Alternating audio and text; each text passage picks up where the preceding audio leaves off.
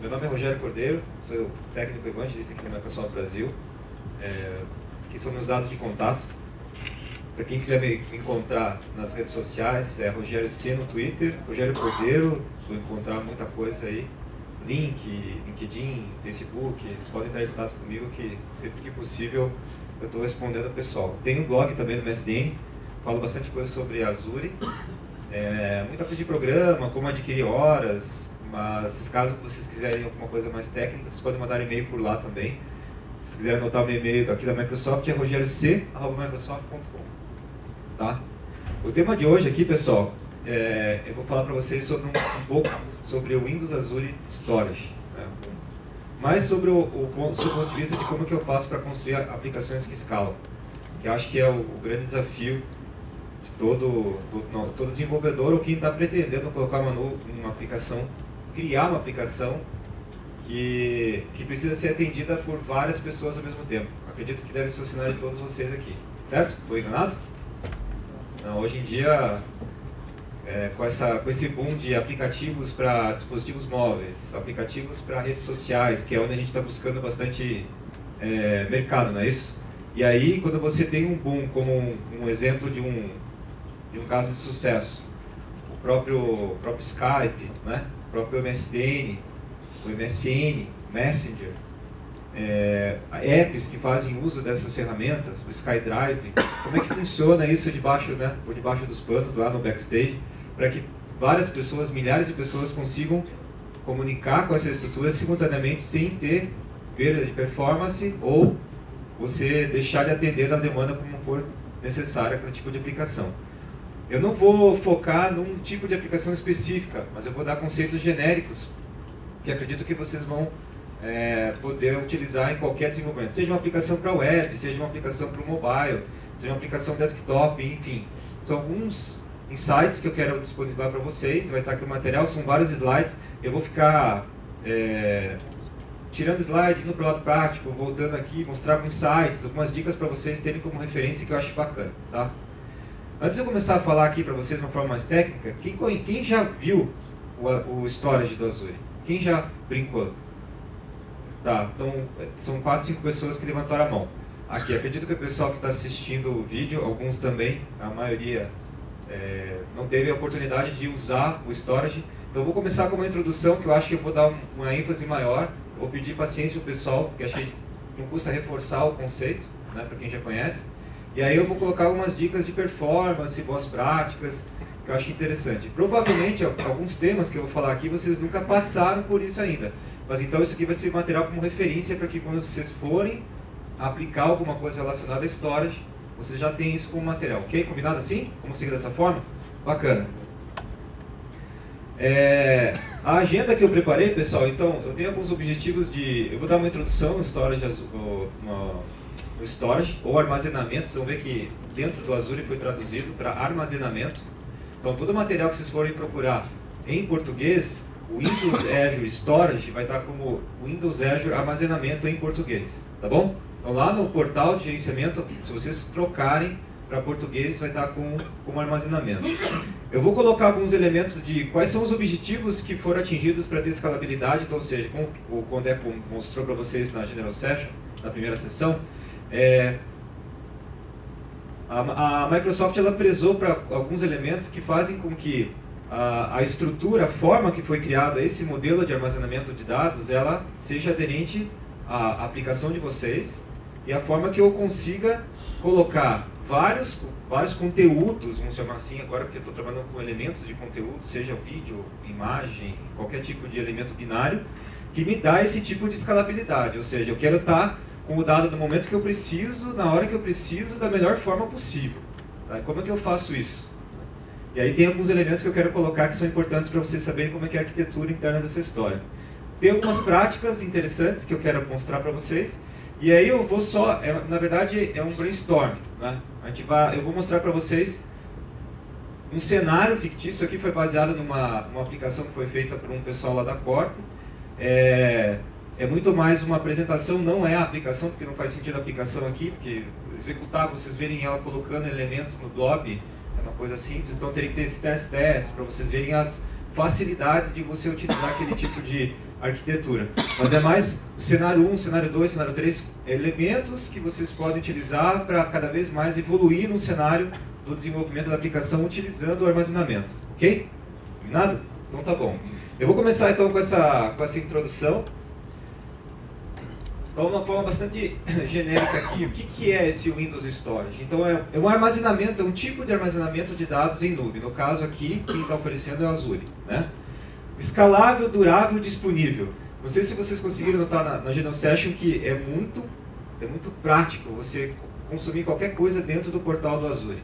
E a arquitetura que foi feita para isso, ele preza esses três componentes de uma forma extensiva, primordial. Ou seja, tem que ser escalável, tem que ser... Uma coisa interessante aqui é que a escalabilidade dessa história toda, ela é transparente para vocês.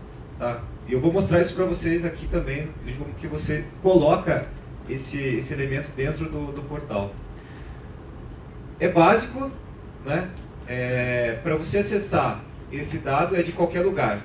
Então, lembrando sempre, já vou começar a colocar alguns elementos aqui que vocês têm que prestar atenção. Acredito que todo mundo aqui já desenvolveu um sistema web, acredito, ou pelo menos teve a possibilidade de desenvolver um sistema web. E esse sistema web provavelmente vai consumir um banco de dados, certo? Basicamente isso. Qual que é um dos principais desafios quando você faz um sistema onde tem muitos acessos a um determinado acesso a dados? Quando o sistema é web. Tá? Nem sempre o banco de dados está próximo, ou seja, nem sempre o armazenamento está próximo às páginas. Concorda comigo? Está dentro de uma rede, essa rede pode estar passando por vários elementos, várias fases de rede até chegar àquilo. Como é que é o nome do efeito do tempo que é dado quando você faz uma requisição até o dado chegar ou até uma transação ser completa? Delay ou latência. Latência, certo? Pessoal, esse é o primeiro ponto que vocês têm que levar em consideração quando vocês forem fazer qualquer tipo de projeto, olhando nuvem e olhando armazenamento em nuvem.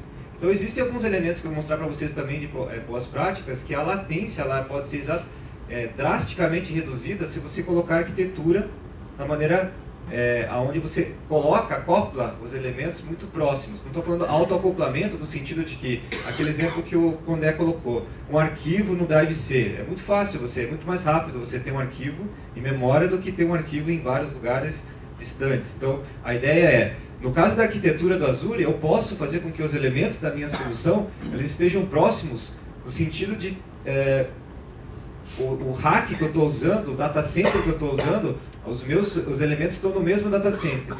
E a estrutura do Azure foi criada de tal forma que o hardware, mais a parte de cabeamento estruturado é gigabit. São coisas de última geração, são elementos de comunicação que chegam eu vou colocar um slide, mas com engenharia quântica. Né? Então, assim, são elementos que fazem com que você comunique de uma forma que garanta aquele SLA que a gente prevê e tenta prover para vocês diariamente. Uma coisa importante que o Condé comentou também, que isso aqui é um modelo que é diferente agora. Você vai pagar pelo consumo do dado naquele momento. Como é que é o tradicional? Você vai falar assim, vou fazer um sistema, você vai provisionar um sistema, esse sistema vai ser provisionado com possível crescimento, normalmente esse crescimento é linear, e aí você chega, peraí, eu estou com uma previsão de ter 500 clientes durante 6 meses. Quantos que esses clientes vão ter quanto de dados? Aí você vai dizer assim, eu acho que ele vai consumir em torno de 50 mega por mês, e assim vai dar uma previsão de alguns gigas. E aí você vai comprar o quê? Um HD que tem esses tantos de giga para poder ter esse suporte no futuro. Aqui é um pouco diferente. Pelo fato dele ser escalável, você começa de uma forma bastante reduzida e paga por aquele elemento reduzido. Se o sistema vai começando a crescer, os elementos, os dados vão crescendo, você vai pagar pelo aquilo que está sendo consumido de armazenamento. Então, diferente do modelo de consumo de computação, lá você paga por hora. Aqui você paga por volume, por giga armazenado. A questão de preços eu não vou entrar em pauta, mas dentro do site do Azure tem pricing, ou preço. Lá você consegue ter uma calculadora, na calculadora você pode fazer uma brincadeira de, poxa, peraí, se minha aplicação começa com tanto de giga, e você pode ter projeções. E outra coisa, existem arquiteturas que, dependendo do caso, você tem o dado, mas você não precisa estar com aquele dado. Você pode fazer uma quarentena, não precisa mais, você joga fora. Então você tem aquele fluxo meio de um custo superior num determinado momento, depois você pode deletar, entre aspas, jogar fora aqueles dados e você tem essa história bem interessante. Uma coisa que tem que ficar bem clara, que é, pelo fato de você estar acessando de qualquer lugar através da internet, então tem latência na internet, tem um cabo, uma série de coisas, a forma como você acessa esse storage é REST. Então, nós temos as bibliotecas do .NET e por debaixo dos panos, ela faz comandos REST. Então, o que isso dá de benefício para quem está usando esse tipo de dado, esse tipo de armazenamento? Se eu quiser de uma solução que tem uma plataforma, como por exemplo Android, ou uma plataforma como iOS, e eu não quero usar nenhuma biblioteca, eu posso criar minha biblioteca REST e fazer os comandos, porque eu tenho todo o material disponível lá na minha CDN de como fazer essas chamadas. E aí eu uso o algoritmo que eu quiser, de acordo com cada plataforma. Então eu posso usar isso de qualquer lugar. Tá? Então, só usar os verbos de REST de acordo com aquilo que a própria web service estiver disponível. Então tem uma lista de verbos aqui, uma lista de comandos que você pode... get blob, put blob, tem uma série de comandos que você pode fazer aqui. Vocês podem criar a sua biblioteca, mas a Microsoft já tem várias bibliotecas que vocês podem consumir. Eu vou passar rapidamente aqui para vocês. Outra coisa interessante, só reforçando aquilo que vocês assistiram na primeira sessão. Então, ele está distribuído de uma forma geográfica. Se lembram que eu vou comentar sobre o ponto de vista de geolocalização, georredundância e uma storage account. O que é uma conta de storage? Toda vez que vocês forem utilizar o storage, você tem a subscrição. Vocês foram lá, criaram a subscrição, vão colocar o cartão de crédito ou vai pagar pelo boleto, né? As formas de pagamento, e vocês têm acesso ao portal. Na hora que vocês vão entrar na feature de storage, para você começar a usar, você precisa criar uma conta de storage. A partir dessa conta de storage, você determina aonde ela vai ficar. E aí isso vai determinar, por exemplo, que a sua aplicação, aquela aplicação que nem no nosso caso de sucesso lá com o pessoal de saúde. Então eles tiveram que colocar mais próximo possível da região aonde está executando a solução, então eles criaram provavelmente o storage lá na Europa, certo? E aí a conta que eles usaram está dentro de uma subscrição que está alocado na Europa. Então você tem essa facilidade de alocação aonde fisicamente vai ficar esse storage, tá? Então nós temos lá, só confirmando, a Ásia, a Europa, Estados Unidos, 4 aqui na América do Norte, 2 na Europa e 2 na Ásia, e tem projeções para crescimento com certeza, tá? Uma outra coisa interessante aqui, pessoal, você deve estar perguntando, me perguntam com uma certa frequência, quem está usando esse troço, né? Quem que está consumindo? Vocês têm casos de sucesso? Tem vários casos de sucesso. O mais interessante é mostrar o que a gente está usando dentro de casa.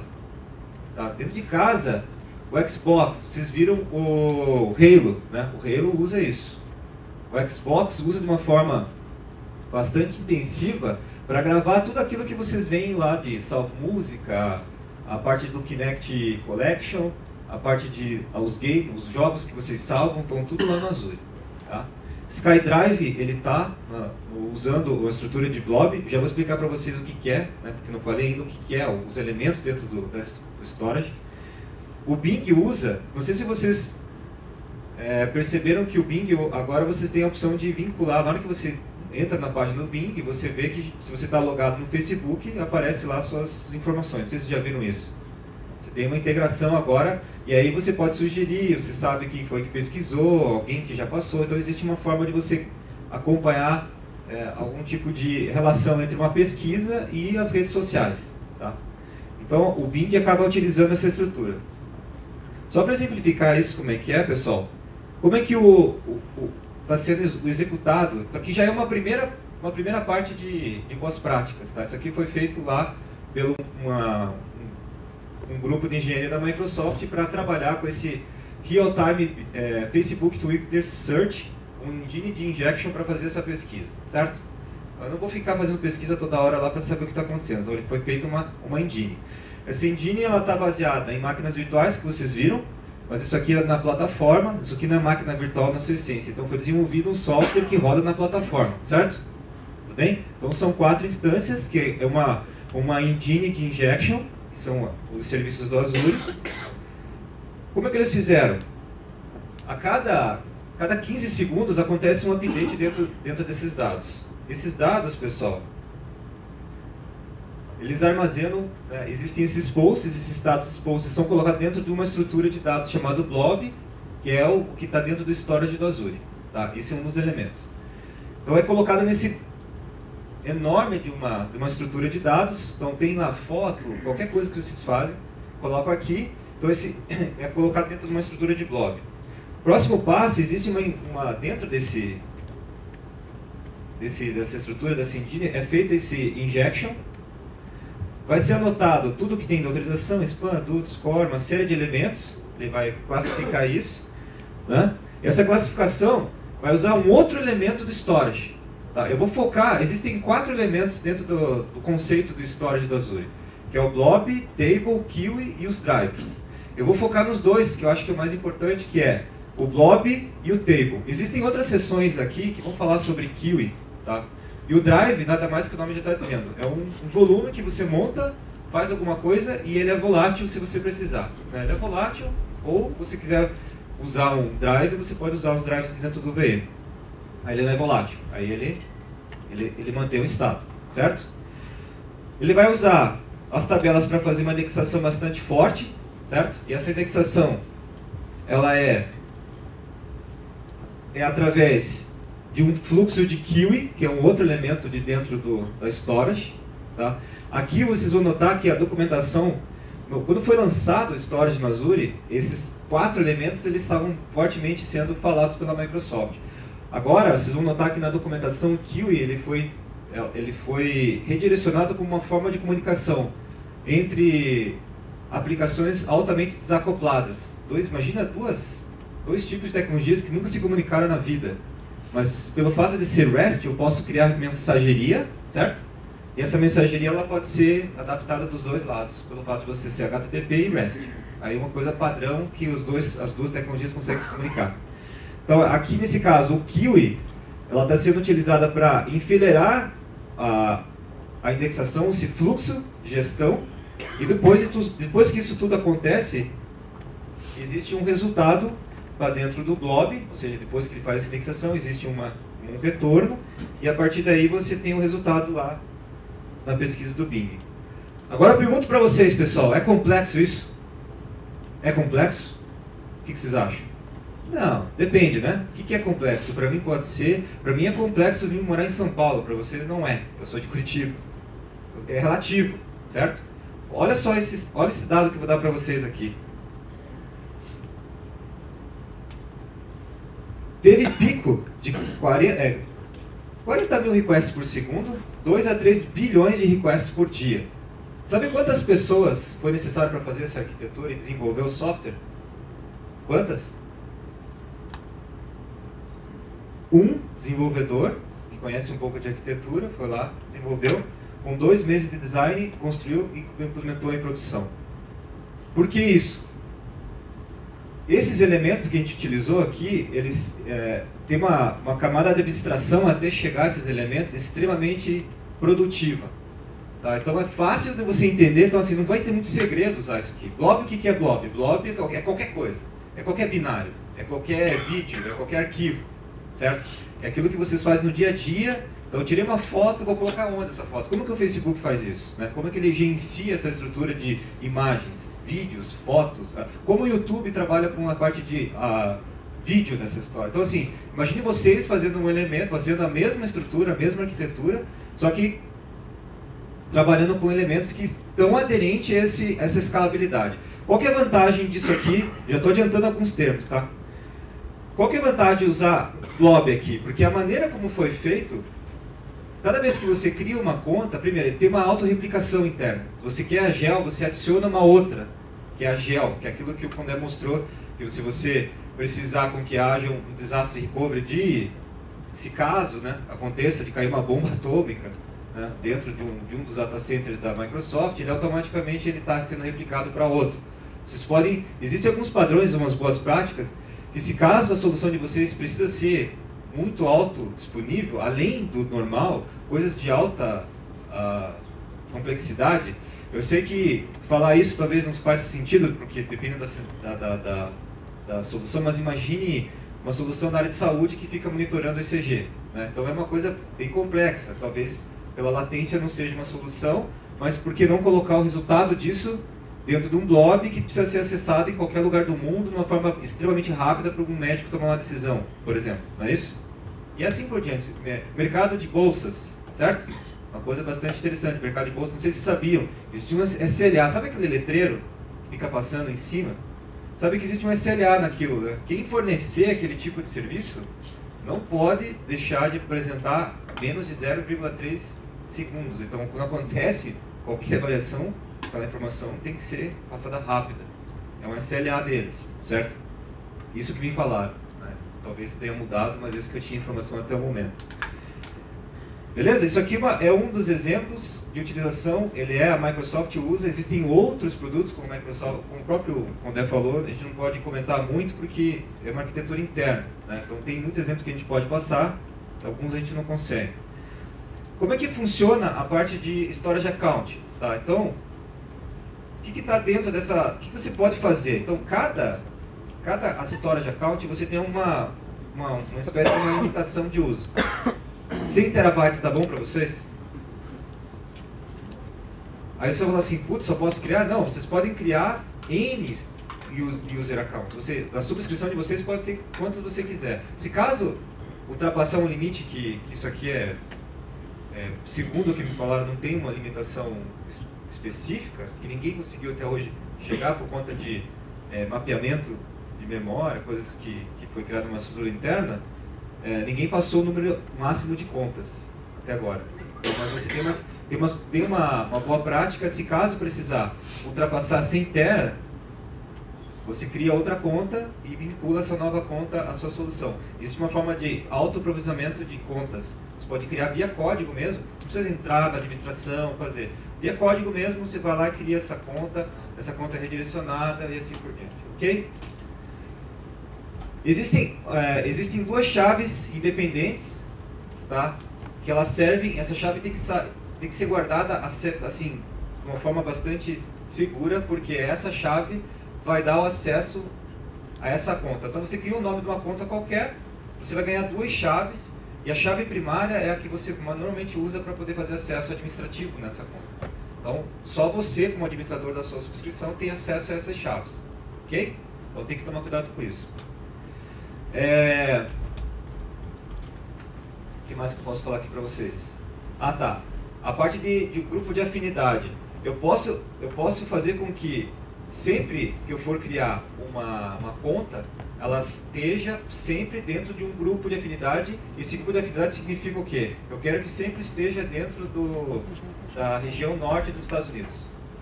Tá? E toda vez que eu for criar qualquer elemento que vincule essa grupo de afinidade, seja um novo máquina virtual, uma nova instância de um aplicativo, qualquer outro elemento de serviço, você pode usar esse grupo de afinidade porque a solução faz sentido estar próxima. Não significa que eles estão dentro do mesmo rack, mas eles estão próximos, para que haja maior desempenho na solução de vocês, certo?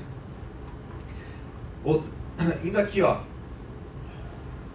O que tem então? Quais são os 4 elementos que vocês vão encontrar dentro de um storage, dentro do armazenamento do Azure? Os blobs, que o nome já está dizendo, quem trabalha com banco de dados sabe que blob é qualquer coisa, né? Então um nome de um arquivo qualquer. E o legal disso tudo, pessoal, é que ele é vinculado a um metadado. Então, além de você armazenar, você não precisa criar uma tabela para representar aquele elemento. Então você pode usar o metadado para dizer assim, o que é aquele arquivo, qual foi a data, porque já tem esses elementos. Você pode adicionar algum metadado extra que não precisa ser colocado, por exemplo, numa tabela para referenciar.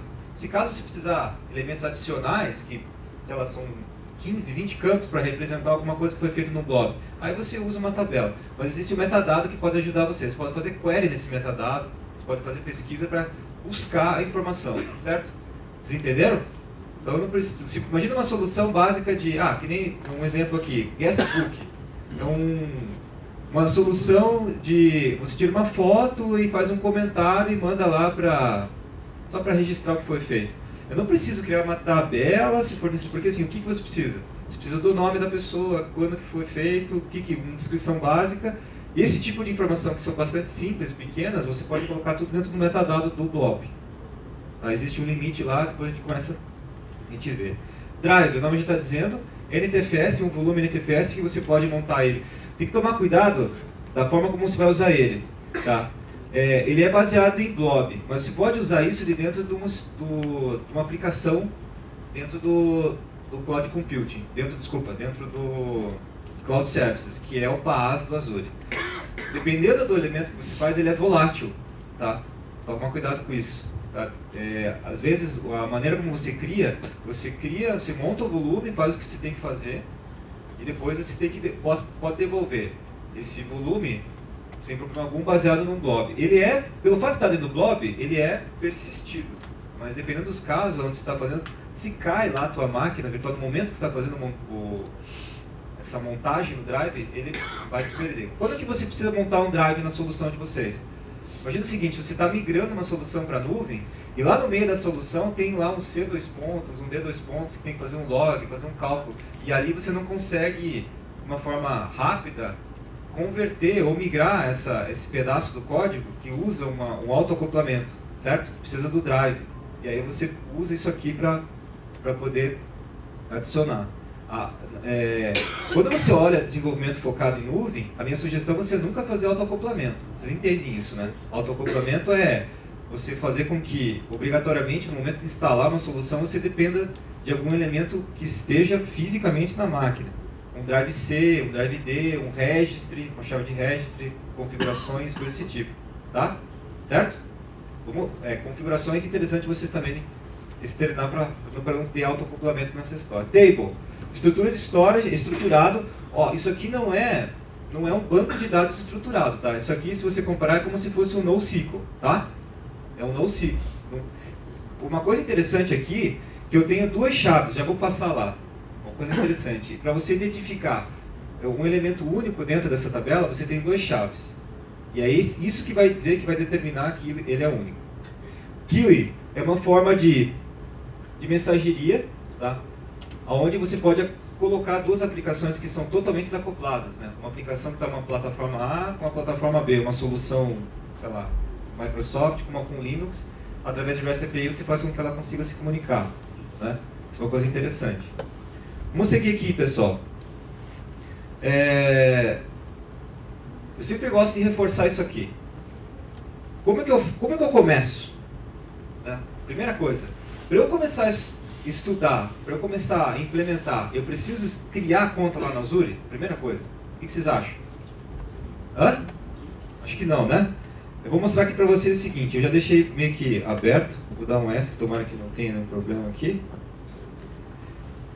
O Visual Studio, eu tenho uma solução que depois eu mostro para vocês, que eu acho que na hora que eu for falar um pouquinho mais das sugestões, olha só. Deixa eu abrir aqui.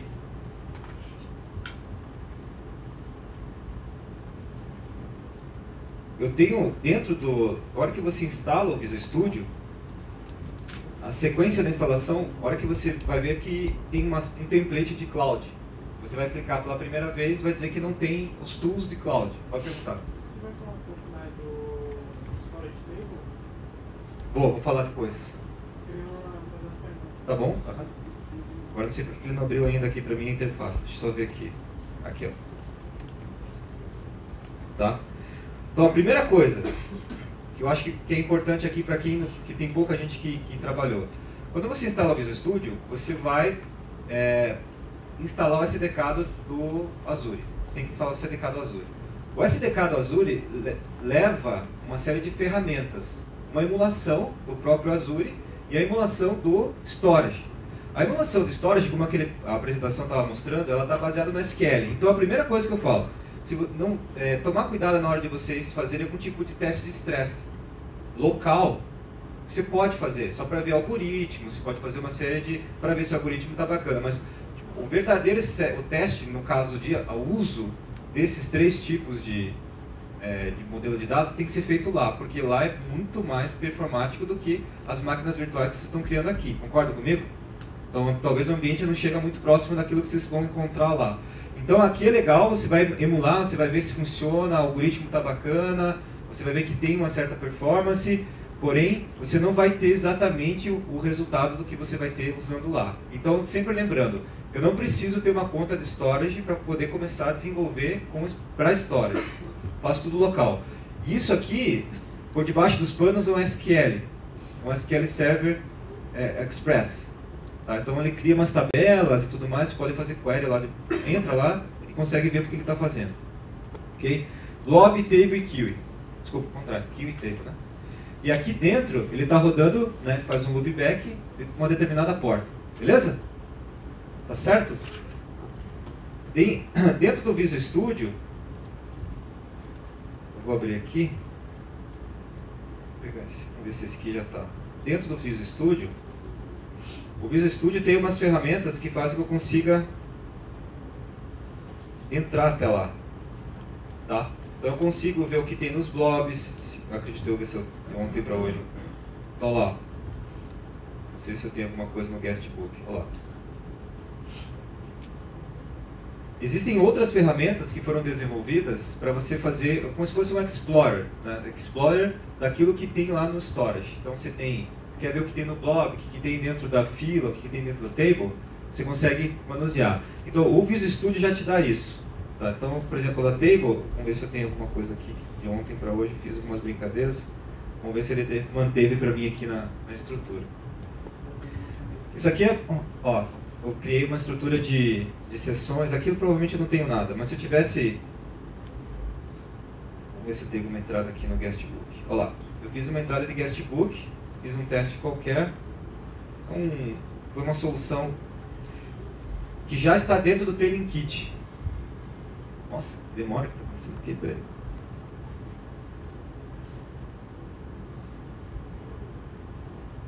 Essa foi uma demonstração que eu tinha feito lá para o Latin Cloud, foi um outro evento de computação em nuvem, que eu deixei pronto aqui. Esse exemplo, vocês podem trabalhar com esse exemplo dentro do Training Kit, tem um laboratório. Eu vou passar o link do Training Kit para vocês. Tem um laboratório para vocês fazerem passo a passo de como fazer esse elemento de blob, table e queue, com um simples exemplo de ASP.NET, naquele caso lá não é MVC, é um Webforms tradicional. Ok? Deixa eu passar rapidamente aqui.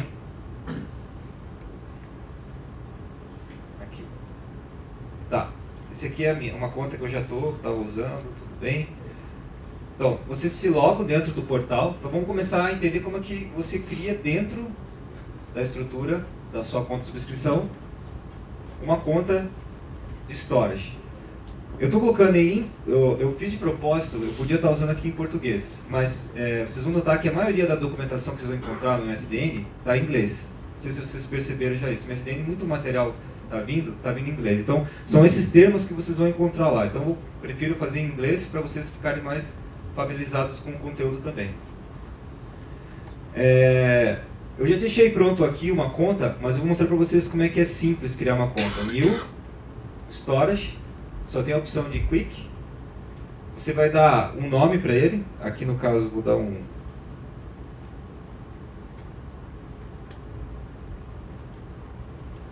Ele vai verificar se existe ou não o subdomínio já alocado.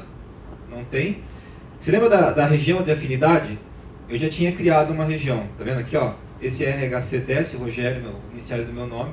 O que eu fiz? Isso significa que eu pedi para que tudo que for criado nesse grupo de afinidade fique dentro do norte dos Estados Unidos. Por quê? Porque algum motivo, nessa solução, eu preciso que fique muito próximo, tá? No meu caso aqui, eu posso, se eu não quiser, eu posso escolher qualquer região. Vamos escolher aqui, oeste dos Estados Unidos. Outra coisa. Todo mundo consegue enxergar aqui? Georreplicação. Está vindo por default. Notem, dica, se você não colocar nesse primeiro momento, olha o que ele fala para vocês. Se você precisar fazer com que haja georreplicação depois, pode ser que haja um adicional de cobrança. Tá vendo?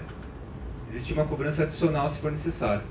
Por quê? Porque você vai ter que no primeiro momento passar uma estrutura que agora não tem nada, e você vai fazer a georreplicação que está dentro da estrutura, e depois ele vai ter que fazer uma transferência de um montante muito grande de uma hora para outra.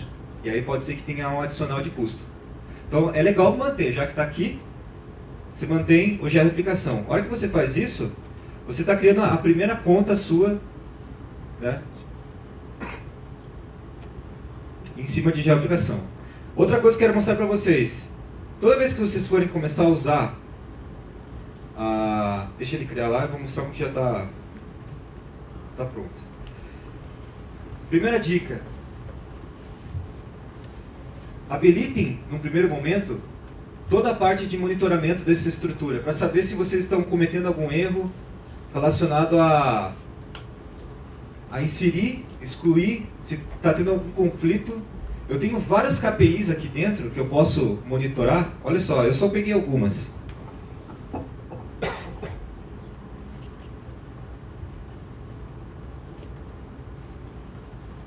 Que são relacionadas à disponibilidade, à inclusão da fila, da table. Então eu tenho uma série de elementos. Eu fiz aqui uma brincadeira com essa storage, com essa minha conta, que eu coloquei uma série de imagens aqui dentro. Tá? Foi ontem à noite. E aí eu comecei a monitorar, comecei a consumir, comecei a buscar, clicar na imagem para poder ter uma geração de algumas KPIs só para vocês verem. Além desse monitoramento, a forma de eu configurar, pessoal, é você tem que vir aqui e habilitar o monitoramento. E esse monitoramento pode ser o mínimo ou o verbose, né? O que está dizendo. Você pode colocar retenção de dias, para que não haja um volume muito grande, dependendo da solução. Isso cresce, porque é um monitoramento de KPI, isso vai crescendo enormemente. E aí você tem também a parte de logging. Além das KPIs, você pode logar exatamente o que está acontecendo. E para você capturar isso, pessoal, eu já deixei aqui algum material pronto para vocês trabalharem. Dentro da Analytics, que é isso que eu estou falando, você tem algumas tabelas que são criadas dentro da própria estrutura de storage, que são tabelas onde tem as métricas de transação de blob, table e queue. E para você monitorar isso, você busca através desse comando aqui. Então não é REST, você lembra lá? REST, né? Então o nome da conta, table, core, windows.net, tables e o nome da tabela que você quer trazer lá as informações. Pessoal, isso aqui está tudo no MSDN, é só você clicar lá em table, queue ou no storage e vai ter todo o material para vocês buscarem esse tipo de informação. Mas isso aqui é interessante. Como é que você faz para acessar os dados, né? E quais são os nomes dessas tabelas que vocês querem da métrica? Transação, métricas de capacidade de blob. Ok? Rogério, fala. Essa semana eu estava verificando essa parte do monitoramento e eu acabei não ativando ele, porque na hora que você vai ativar, ele fala do custo que vai ter. Isso, vai ter um custo adicional. Eu não achei nada sobre o custo. Na verdade, assim, ele é o custo pelo volume que ele vai gerar. Então você tem que tomar cuidado com isso, porque ele vai gerar, quanto mais acessar o seu blob, table e queue, mais métrica vai gerar, mais log vai gerar. É igual o log de banco de dados, certo? Comparar. Eu sei que tem uma diferença óbvia, né? Na estrutura. Só que aí vai começar a crescer e esse crescimento está dentro da tua conta, está dentro da estrutura da sua subscrição. Então por isso que ele falou, vai ter cobrança. Então você vai colocar só aquilo que é necessário para que não haja uma cobrança absurda. Mas se vocês olharem o custo disso, é extremamente subsidiado, é muito pequeno. Imaginei que fosse, mas pela dúvida de saber quanto era, eu vi que tem milhões de opções aí. Isso. Então assim, já aconteceu um caso nosso aqui, de um rapaz que ele habilitou tudo, deixou lá, e aí ele colocou, puxa, eu preciso guardar de 3 meses, colocou 90 dias. Então começou a crescer demais a estrutura dele, ele pagou um montante razoável, $50. Aí, cara, não estou sabendo, não uso isso, não sei o que, não sei o que lá, porque o valor é muito reduzido mesmo. O valor é bem... porque a minha mudança para o Azure foi exatamente a questão do custo. Então eu estou exatamente estudando a questão do custo. Isso. Mas como eu não achei informação... Isso aqui, pessoal, qual que é a minha primeira sugestão? Então, você vai colocar lá, e você quer entender como é que as coisas estão acontecendo, se a solução não está gerando nenhum erro de queue, não está gerando conflito, não está gerando nada, então você habilita, testas, que provavelmente não tem um ambiente de homologação na sua solução, vê se não tem nenhum problema, desliga isso. Né? Você só vai ligar isso aqui se caso você não está entendendo nada do que está acontecendo na solução. Tá? Não estou entendendo o que está acontecendo no storage. Pô, por que o storage não está funcionando? Será que eu estou usando o algoritmo certo? Será que eu estou mandando o header legal? Então, assim, você consegue ver aqui. Então, você tem ferramental para fazer isso. Além do debug tradicional que você já conhece. Você pode ir até lá e fazer, né? Fazer debug. Então, o meu objetivo aqui, pessoal, de mostrar para vocês é o seguinte. Eu quero configurar isso. Então, monitoramento. Ok? Criar. Uma outra coisa, quando eu vou para o dashboard, que é a primeira vez que provavelmente a maioria de vocês estão vendo, além das KPIs mais visíveis aqui, são as tradicionais, que é a disponibilidade de todos os objetivos aqui, de todos os elementos, eu tenho os endpoints. Então assim, peraí, como é que eu faço para acessar? Não sei se vocês estão conseguindo enxergar. Então é o nome da conta blobcorewindows.net, certo? É o nome da conta .blob.core.windows.net, table, core, kiwi, core. Então a partir daqui, pessoal, é que vocês vão começar a injetar código REST. Vou começar a colocar os verbos a partir dali para você ter todos os comandos, certo? O material que eu tenho preparado aqui tem uma série de exemplos de como fazer isso. O objetivo aqui não era ficar passando PPT para vocês, mas era mostrar mais na prática o que está acontecendo, certo? Uma vez você tendo esses acessos aqui, aí vocês têm as APIs para acessar. Tem uma API para PHP, para Java, para Python, tem uma pancada de API para poder acessar. JavaScript, client JavaScript, e tem as APIs de .NET, tá? Que são os exemplos que eu tenho pronto aqui para rodar para vocês. Então, não tem segredo. Tanto é que eu deixei aqui também preparado para vocês, junto com a parte de login. Por exemplo, nosso amigo ali falou que tem alguma coisa relacionada, algumas dúvidas sobre table. Vou mostrar só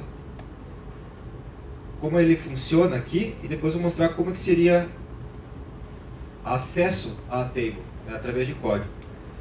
Então você tem aquela storage account, que é aquele nome, você lembra? Eu falei, ó, criei uma conta, no meu caso é Azure Summit 2013, Azure Summit, certo? Brasil. E aí essa conta, eu posso criar várias tabelas, new table, normal, e essas tabelas vão ter entidades. Importantíssimas, as entidades elas são baseadas em duas chaves, né? Eu já vou mostrar aqui para vocês.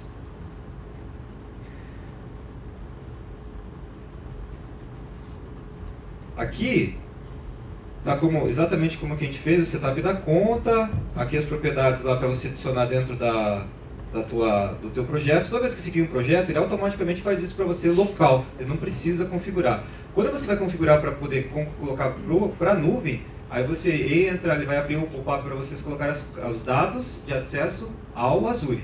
E aí você vai informar o Azure. Você vai ter dois arquivos de configuração, um para o debug e o outro para local. Pessoal, é isso que eu queria mostrar para vocês. Não há segredo para a utilização dos elementos em código .NET, tá? Você faz referência a 3 namespace, storage authentication e a table, que é o caso aqui. Estou usando a table.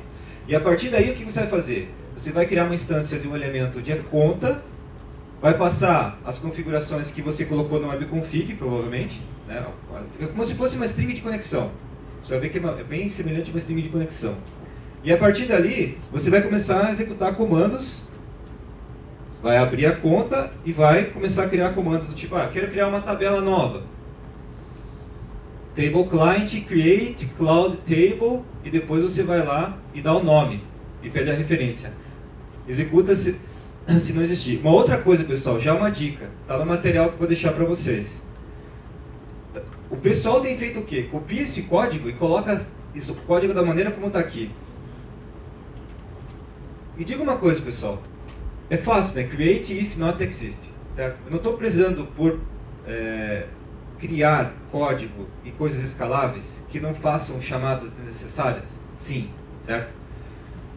O que esse cara aqui faz? Ele vai faz um comando, pesquisa lá, vê se a tabela tá ou não tá e vai criar. Se você toda hora ficar perguntando create if not exist, é um comando desnecessário, concorda comigo? Por incrível que pareça, muita gente copia esse código, coloca lá e deixa isso aqui. Isso gera um passo a mais dentro da solicitação. Se você faz N vezes isso por segundo, pode impactar até na latência da solução, concorda? Beleza? Então a primeira dica que eu dou para vocês é isso aqui. Ó. Então tentem fazer alguma referência, tipo, já está criado, eu sei que está criado. Então a partir do momento que está criado, eu não faço mais essa pergunta. Não faço mais essa pergunta se está criado ou não, porque não faz sentido. É a primeira vez que a aplicação está rodando, está lá, eu publiquei, é a minha solução, eu tenho certeza que tem uma tabela. Não faz sentido eu perguntar dentro do meu cliente se a tabela está existindo, se existe ou não, certo? Então, mas isso aqui por efeitos de demonstração e como trabalhar é interessante. Olha só, pessoal. 2 elementos muito importantes da tabela. Partition Key e Row Key. Esses 2 elementos fazem com que você determine se vai estar sempre na mesma tabela, se você a pesquisa vai estar dentro sempre da mesma estrutura. E o segundo elemento, o Row Key, vai dar a característica única. Vocês vão ver que se vocês tentar colocar 2 elementos iguais, idênticos, vai dar um erro, certo? Beleza?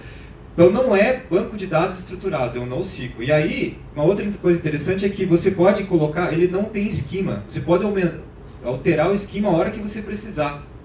Então na primeira versão da solução tinha 5 colunas.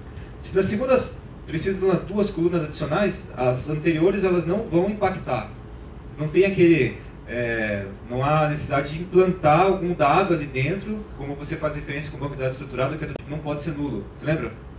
Não há necessidade. Então, não há. E outra, não tem também a necessidade de ter um padrão de dados. Então, assim, se você coloca lá uma data, a data não precisa ter um padrão, dia, mês e ano. Você pode colocar da forma que você bem entender, ok? Faz sentido, pessoal? Tá ok aqui? Eu fiz questão de mostrar exatamente no código para vocês poderem ir lá buscar, tá? Não ficar só com o PPT aqui. E aí você cria essa estrutura, né? Que é um Customer Entity qualquer. Uma coisa importante. Esse Customer Entity, que é a representação da tabela, estou criando uma tabela, ele tem que herdar a Table Entity. Então, ou seja, eu tenho o Row Key, a Partition Key, e aí eu vou ter as propriedades, né? Seriam as colunas dessa tabela. Aqui no primeiro momento pode ser e-mail, na versão 2 pode ser endereço. E assim por diante, certo? Bacana? Aqui, como é que eu faço para criar a tabela? Peguei a referência da tabela, criei a referência daquele customer, inseri a entidade, coloquei os elementos da entidade e simplesmente fiz uma operação de inserção. Pessoal, isso que eu quero mostrar para vocês. Não quero ficar aqui navegando em todos os elementos que você tem que fazer. O importante tem método para tudo. Método para inserção, exclusão, select. Você pode fazer select com estrutura de ordem, pode perguntar. Você está falando tem. do e-mail que ele vira endereço. Na hora que você manda a entidade e não tem mais essa propriedade de e-mail, ele ignora. Ele ignora, mas vai estar lá no banco. Vai estar lá. Aí se eu quiser recuperar, pode recuperar. Você pode recuperar. Então é no schema. No schema. Você faz o schema e na hora. Mas tá? aí os seus dados não... Só tem uma pergunta aqui, obrigado. O Unity Framework tem suporte? Tem você tem como object, tá? Você vai lá, entendeu? Complementando a pergunta dele, por exemplo, se você trocou o nome da coluna, ele não apagou de lá. Isso, não apagou nada. Isso. Mas aí o seu volume de dados não vai aumentar, você vai pagar mais por isso? Não, porque daí, assim, lógico, você vai ter que ter uma regra, você vai ter que ter uma técnica. Não é uma regra. O que estou dizendo para você aqui é quando começa dessa forma.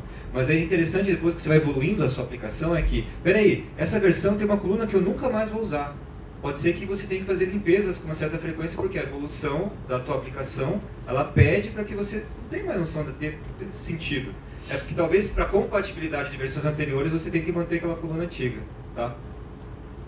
Faz sentido? Não faz sentido. Essa limpeza você faz aonde? Pelo portal lá? Não, aí que tá. Aí você, aqui, na hora que você cria pelo código, ou você pode, tem várias ferramentas hoje, você pode ir lá e pedir para excluir uma determinada elemento. Mas entenda, sempre vai ficar lá. Provavelmente você vai ter que criar uma tabela, replicar para cá. Você não vai excluir mais, porque uma vez foi colocada e foi usada. Você entendeu? Fala. A última pergunta só para eu poder continuar. A questão dos objetos, geralmente quando a gente vai enviar para algum arquivo, alguma coisa, a gente serializa, funciona no JSON. Isso. Coisa, e a gente não precisa fazer... No REST, aqui você tem a possibilidade de você fazer com esses... Por exemplo, você criou esse customer, Você Isso. simplesmente montou a propriedade lá, e naquele insert ali... Já está tudo já embutido. tá tudo É isso que eu quero. Exatamente, você pegou o ponto. Então, se você está fazendo .NET, então a melhor forma de você, uma solução .NET, chegar até lá o blob já está pronta. Tá, então o que acontece? Se você está usando um iOS, está desenvolvendo uma aplicação para o iPhone, lá tem a biblioteca específica para que você faça com aquela... Exato. Então é porque eu tenho uma implementação que eu preciso usar lá e conversar Isso, pra JSON, exato. Então você pode usar JavaScript, você pode usar PHP, você pode usar o que você quiser. Mas daí tem a biblioteca. A Microsoft vem trabalhando para poder disponibilizar essas bibliotecas de uma forma bem prática. E aí você seleciona a forma mais prática de protocolo. Mas lembre-se, REST. Sempre REST. Pessoal, deixa eu passar aqui porque Blob é bastante interessante. Mas eu vou passar aqui, ó. Então isso aqui é interessante, é a parte de table e Blob que eu tinha prometido para vocês. Blob, pessoal, a estrutura é bem semelhante, tá? Então eu tenho que ter uma conta, dentro dessa conta, só que em vez de uma tabela, eu tenho um container. E esse container eu dou o nome e aí eu faço uma certa referência ao que tem ali dentro.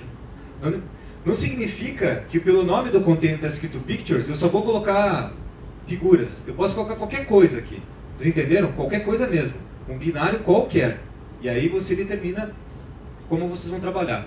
Uma coisa interessante aqui, pessoal, é que o tamanho, né, desse container, como eu falei para vocês, 100 tera. Você pode, se não mudou, né? Aqui, ó, se não mudou, que não mudou, esse elemento aqui, único, pode conter até 1 tera. Se entenderam? Se eu precisar, por algum motivo, colocar mais do que 1 tera, eu posso criar page blob. Eu posso paginar os blobs, e esses blobs eu posso trabalhar com uns tamanhos um pouquinho maior, tá? Se entenderam? Então, olhe o tamanho da forma de estrutura de dados que vocês vão ter aqui. É isso que eu queria chamar a atenção. E aí, de novo, como que você cria, blá blá blá blá blá, Visual Studio, tudo que já passei para vocês. Mas o importante é isso aqui, ó. O que mudou? Storage já tem, e aqui é blob. Então tá tudo aqui. Mesma coisa. Você cria conta, e aí é um blob client. Create Cloud Blob Client. E aqui embaixo, você vai criar o primeiro container. Isso aqui é uma forma programática de criar um container. Não significa que vocês não podem, sei lá, usar uma ferramenta de Explorer que fiquem criando e depois vocês ficam utilizando. Então, como é que eu vou criar o container? Então, você precisa de uma conta, vou pegar a referência do container, de novo, toma cuidado com essa história do if not exist. Só faz isso na primeira vez, depois você não precisa fazer mais. Porque se toda vez que vocês forem implantar qualquer coisa no blob e ficar perguntando isso, que é o exemplo aqui, eu estou colocando, olha, eu vou colocar qualquer coisa. Quantas linhas de código? Isso que eu acho bacana para a gente como desenvolvedor. Então você vai lá, cria a referência do container, de dentro do container você pega a referência ao blob, né? Ao bloco, se for necessário.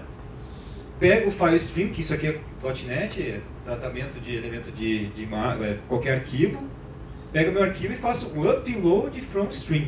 Existem vários métodos aqui de upload. E acabou. E aí essa é uma das formas que você tem. Existe uma prática aqui, pessoal. Agora começa uma outra boa prática que eu gostaria de colocar. Isso que eu estou falando para vocês está tudo no PPT. Aí eu vou tentar compartilhar com vocês de alguma forma no site, no meu blog, de alguma forma. Eu tenho um código aqui, isso é uma boa prática. Esse arquivo que eu tenho que colocar, ele é muito grande. O que eu faço? Quebra ele em pedaços e sobe. Tudo bem. Agora é o seguinte, ele além de ser grande, ele me gera um overhead razoável de CPU e banda. O que vocês fazem? Além de compactar, pode ser usado, mas imagina o seguinte, o que sugere? Se além de você quebrar, você faz com que abra-se threads em paralelo, para que essas threads elas mandem esse bloco para lá. Vocês entenderam? Existe um método aqui, deixa eu pegar aqui o PPT, que vai ficar mais fácil de vocês entenderem aqui.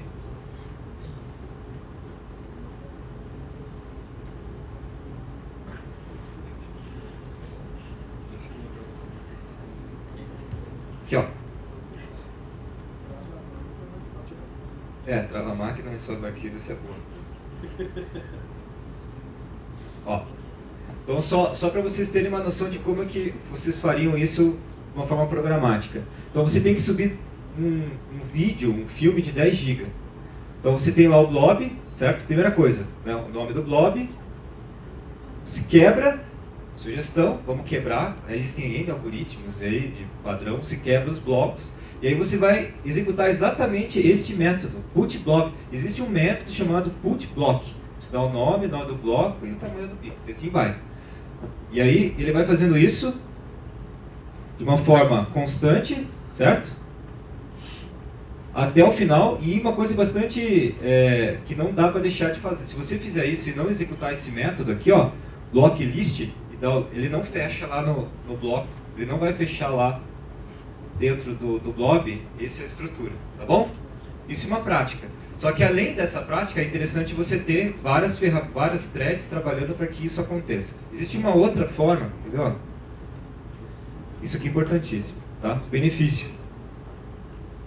Eu posso fazer retry, se caso der um problema com uma delas. Eu tenho o poder de processar de uma forma paralela e por bloco. Existe uma outra forma aqui, pessoal, da forma randômica, tá? Que é o mesmo...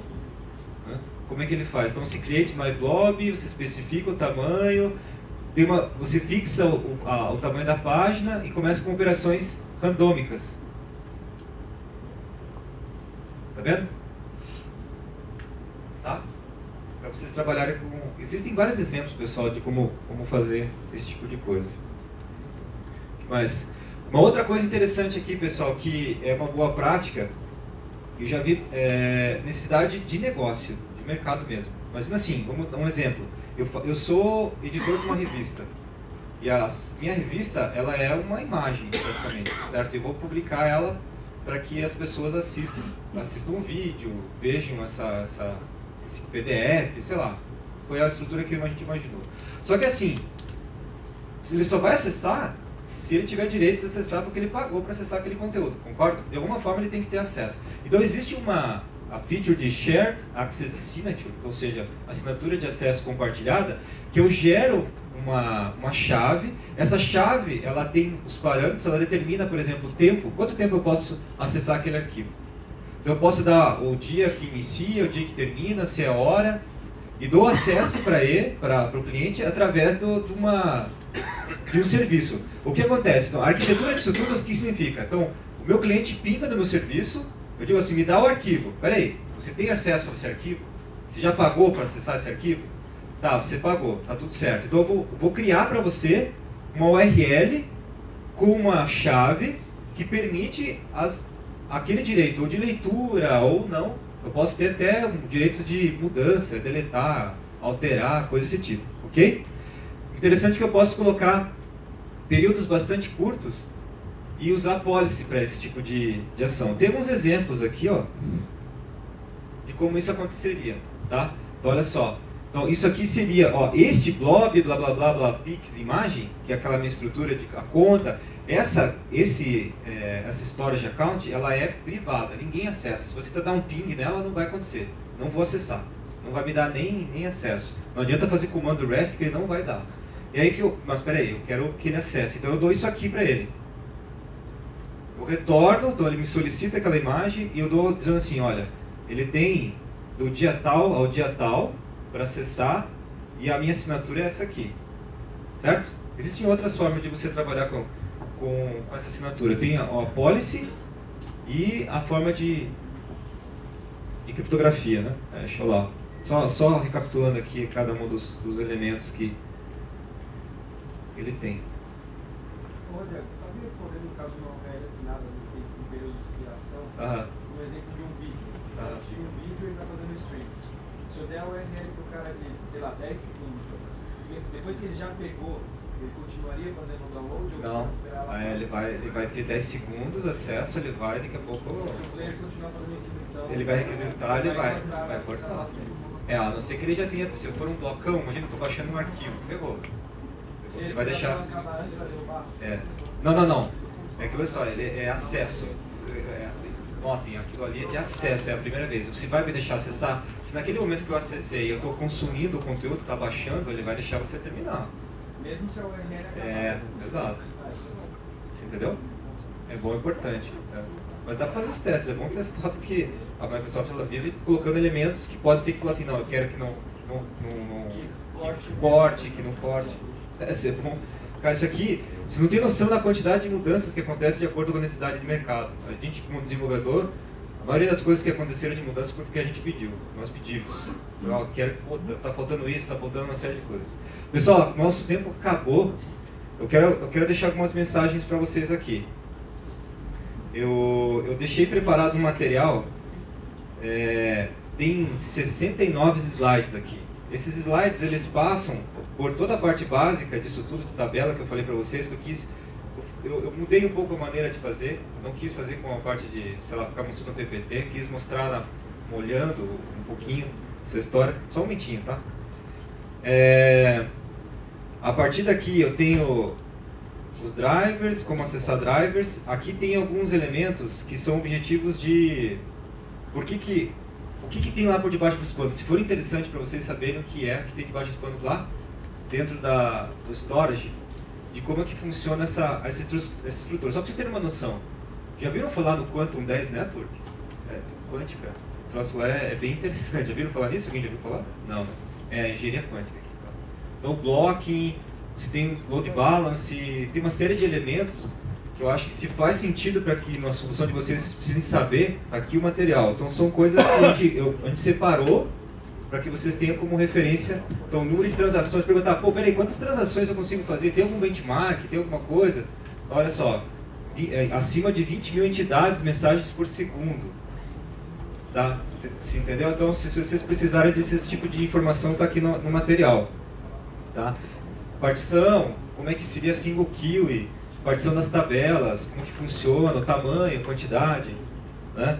E aí tem um outro material que é a parte de boas práticas. Essas boas práticas, pelo fato, eu até peço desculpa para o pessoal que já conhece, eu preferi não passar porque isso aqui está bem avançado, pelo fato de, por exemplo, o que eu vou fazer aqui? O que é isso aqui? Não sei se vocês já conhecem esse tipo de algoritmo de acesso à rede. Então isso aqui eu refino do refino, eu estou refinando coisas para que cada vez mais tenha performance, acessar blob, acessar minha tabela, coisa desse tipo. Tá? Como é que eu faço? Então aqui, a sugestão é, para aumentar a escalabilidade e design, você está limite de conexão, proxy detection, vou desenhar minha aplicação para que haja requisições distribuídas, que é as threads. Tanto é que eu criei aqui trouxe um projeto de um amigo nosso aqui, um colega de o Vitor Ceramella, ele está dando palestra hoje aqui. Ele fez isso aí pra gente. Fez para vocês. Eu vou mostrar aqui, ó. Esse aqui ele fez, é uma solução, foi exatamente ela que a gente criou. Aqui tem uma pancada de conceito desses que eu falei. Tá? Ó, estão me dizendo para eu sair daqui correndo porque já acabou o horário. Tá? Senão vai atrasar tudo. Então aqui, o conceito interessante eu pego uma sequência de pastas, insiro essas pastas aqui dentro, coloco meus arquivos, ele vai fazendo de forma randômica, quebra os blobs, se o arquivo for maior que 1 mega, ele quebra isso em pedaços, e eu dou os workers. Então isso aqui é um bom exemplo para que vocês consigam seguir. Tá? Ó, eu posso colocar workers aqui a mais, quantos eu quero para trabalhar. Então imagina, eu coloco vários arquivos para serem tratados e colocados no blob ou até referenciados numa tabela. Aqui não tem table no caso, aqui é só blob direto. E aí, se vocês querem um outro exemplo com tabela, eu tenho um projeto pronto que é esse o MyToDo. Eu tinha deixado pronto aqui, se vocês quiserem ver, depois eu coloco para vocês verem também. Aqui, a ideia do MyToDo, ele trabalha com tabelas e blob se for colocar algum tipo de elemento anexo.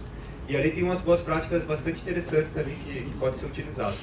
Ok? Então assim, primeiro passo, SDK, se você Visual Studio, SDK, lá no material que eu passei, aqueles links, vocês conseguem ter exemplos básicos. Training Kit do Azure tem todos as demonstrações e tem todas um passo a passo, um laboratório de como utilizar essa estrutura toda, tá? Ok? Dentro do meu blog tem lá o link para o Training Kit. se vocês, blogs.msn.com/rogeric, tem lá o training kit se vocês precisarem, tá bom? Training kit. E lógico, pessoal, na dúvida é azure.com, ó, azure.com, azure.com, vai cair no material e tudo aquilo que eu mostrei está aqui em documentação, certo? Pessoal, se vocês estiverem aí com uma aplicação, ou ao invés de executar, fazer alguma coisa, por favor, não fiquem à vontade, por favor, não passem muito tempo com essas dúvidas, mandem para mim que a gente dá um jeito de ajudar vocês. Então, assim, é muito simples. O objetivo aqui era passar algumas dicas bastante básicas. Tem lá o cenário que eu falei para vocês aqui nesse material, só para vocês terem como referência. Ó, o material é bastante extenso. Tem um cenário, esse cenário aqui ele tem várias fases. Essas fases elas têm uns serviços até acessar, então assim, é uma coisa bem interessante de se visualizar como uma possível solução. Tá? Então, ao invés de eu acessar direto, tem o SaaS, então tem um serviço que entrega o SaaS, que é o Shared Access Signature, né? Uma assinatura compartilhada, e aí tem aqui talvez alguns checkpoints que eu preciso saber se está tudo certo, né? Então aqui é um cenário onde várias pessoas acessavam simultaneamente, ok? Beleza? Pessoal, já falaram que eu saí aqui, eu não tenho muito mais tempo. Já você vai deixar essa apresentação? Vou deixar. Se caso não tiver no meu blog, vocês mandam um e-mail, eu dou um jeito de colocar, porque está bem grande ela. Eu vou ter que dar um jeito de... vou ter que pôr no blog. Deixa eu só achar o site do evento. O projeto se chama Blob Transfer Utility. Vitor Ceramella que fez o seu aplicativo, tá? Tá lá no Codeplex. Beleza? Obrigado, pessoal. Eu vou estar aqui já todos, ok?